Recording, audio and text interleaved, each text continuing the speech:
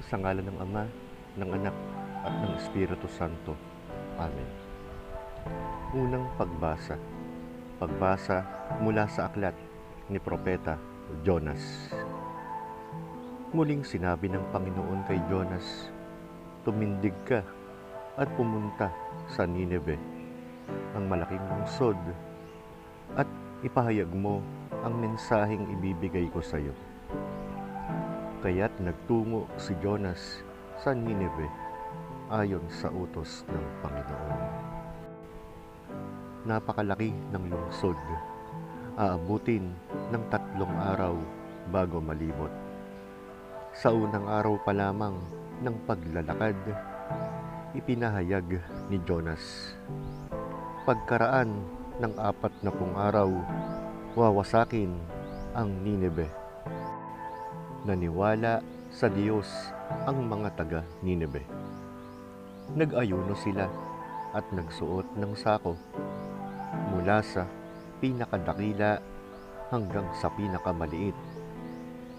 Nang makarating sa hari ang balita, bumaba siya sa trono, hinubad ang kanyang balabal, nagsuot ng sako at naupo sa abo. Nag-utos siya sa lahat, tao at hayop, ay mag-ayuno. Huwag kumain o uminom. Manalangin sila ng taimtim sa Diyos at talikuran ang kanilang masamang gawa at karahasan. Sinabi niya, "Malay natin, baka maawa ang Diyos at hindi niya isakatuparan ang kanyang galit." Nakita ng Diyos ang kanilang pagsisisi at pagbabagong loob, kaya't hindi niya itinuloy ang parusang kanyang ipinahayag laban sa kanila. Ang salita ng Diyos. Salamat sa Diyos. Salmong tugunan.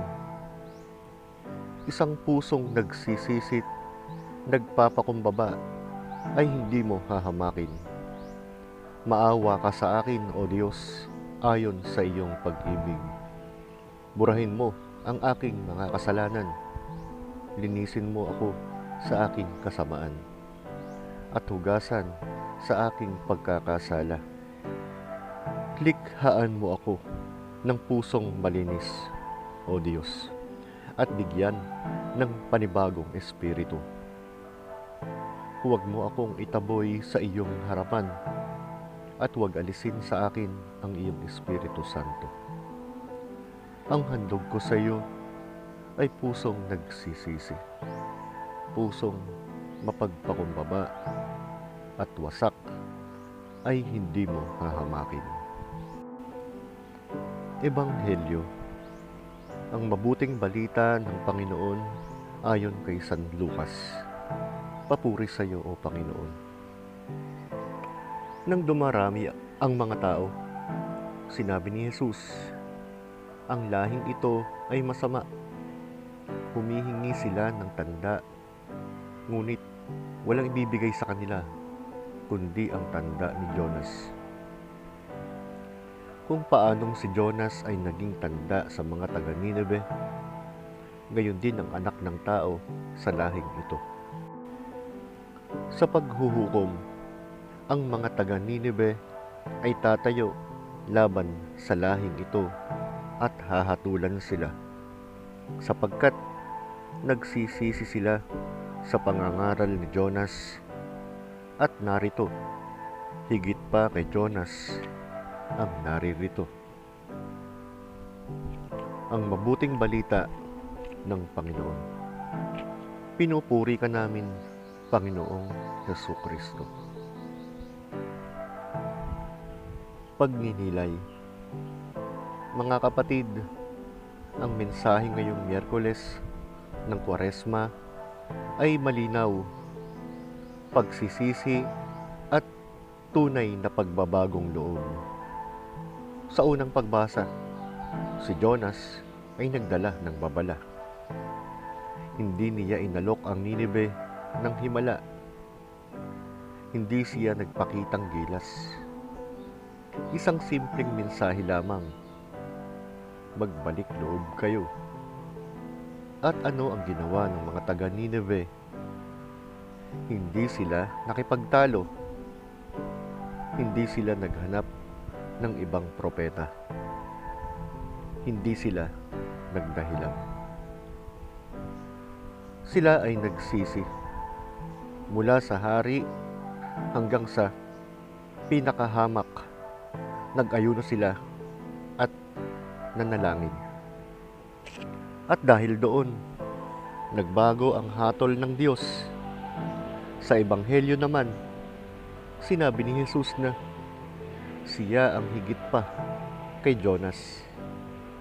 Ibig sabihin, kung ang Nineveh ay nagsisi sa isang propeta, lalo tayong dapat magsisi dahil ang mismong anak ng Diyos ang nangungusap sa atin. Ngunit minsan, gusto natin ng tanda.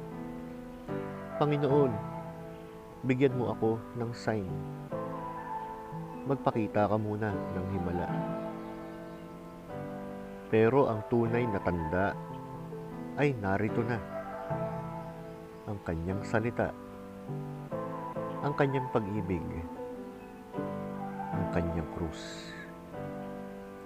Ang Kwaresma ay panahon ng pag-amin. Oo, Panginoon, nagkamali ako. Oo, Panginoon, kailangan kita. Ang pagsisisi ay hindi kahinaan. Ito ay lakas ng loob na tanggapin ang katotohanan. Mga kapatid, tanungin natin ang ating sarili. May kailangan ba akong baguhin sa aking buhay? May kasalanan ba akong paulit-ulit na binabaliwala? Handa ba akong magsisi, hindi lang sa salita, kundi sa gawa? Ang Diyos ay hindi naghahanap ng perpektong tao. Ang hinahanap niya ay pusong handang magbago. At tandaan natin, kapag may tunay na pagsisisi, may tunay na awa. Kapag may pagbabalik loob, may bagong simula. Manalangin tayo. Panginoon, bigyan mo ako ng pusong marunong magsisi.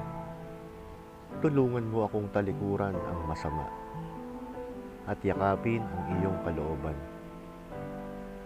Gawin mo akong bago sa iyong awa at patnubayan mo ako sa landas ng kabanalan. Amen. Sa ngalan ng Ama, ng Anak at ng Espiritu Santo. Amen.